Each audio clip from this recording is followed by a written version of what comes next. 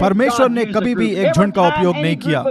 हर एक बार जब कई लोगों के झुंड संगठित हुए तो परमेश्वर ने उसे छोड़ दिया और वो कभी वापस नहीं आया। इतिहास में ढूंढें और देखें कि ये सही है या नहीं।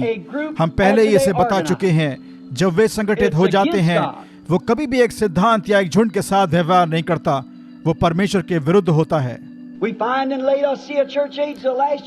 हम पाते हैं लौदीकियाई कलीसियाई युग में, जो अंतिम युग है, उसे कलीसिया से बाहर रखा गया है।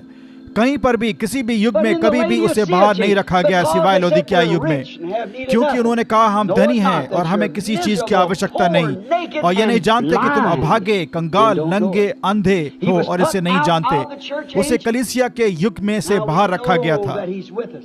अब हम जानते हैं कि वो हमारे साथ में है, हम ये विश्वास करते हैं। आप देखते हैं कि उसका वचन प्रकट हुआ तस्वीरों के जरिए, वचनों के द्वारा, आकाश में घोषणाओं के द्वारा, पृथ्वी पर बाकी सारी चीजों पर जो उसने कही थी। एक बार भी यह असफल नहीं हुआ। मैं किसी भी व्यक्ति से पूछता हूं, वो मुझे दिखाए देश के विभिन्न भागों में या संसार भर से, आप बाध्य हैं मुझे लिखें और मुझे बताएं जहां पर एक बार ये कभी विफल रहा है, सिद्ध रूप से दर शब्द। अब ये एक प्रतिज्ञा है। उससे अंतिम दिनों में क्यों उपस्थित होना था? यदि आप पीछे जा सकते हैं और आप जो टेप सुनने वाले लोग हैं, दुल्हन वृक्ष टेप को लें,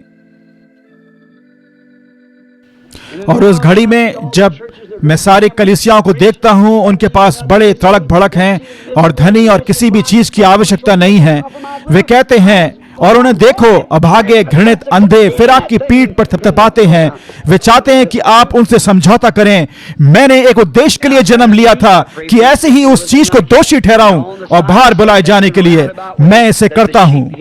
बाहर की सभाओं में मैं बीमारों के लिए प्रार्थना करता हूं और इस प्रकार की सारी बातें, और इधर उधर बातों को घुमाकर कहता हूं कि भेड़ इसे सुनती है।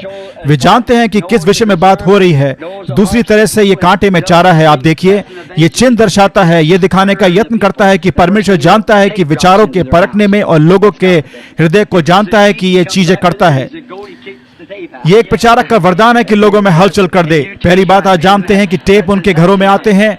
जब वे इसे पाते हैं, यदि वे एक भेड़ हैं तो वो उसे ग्रहण करता है, यदि वे एक बकरी है तो वो टेप को लात मारकर बाहर कर देता है।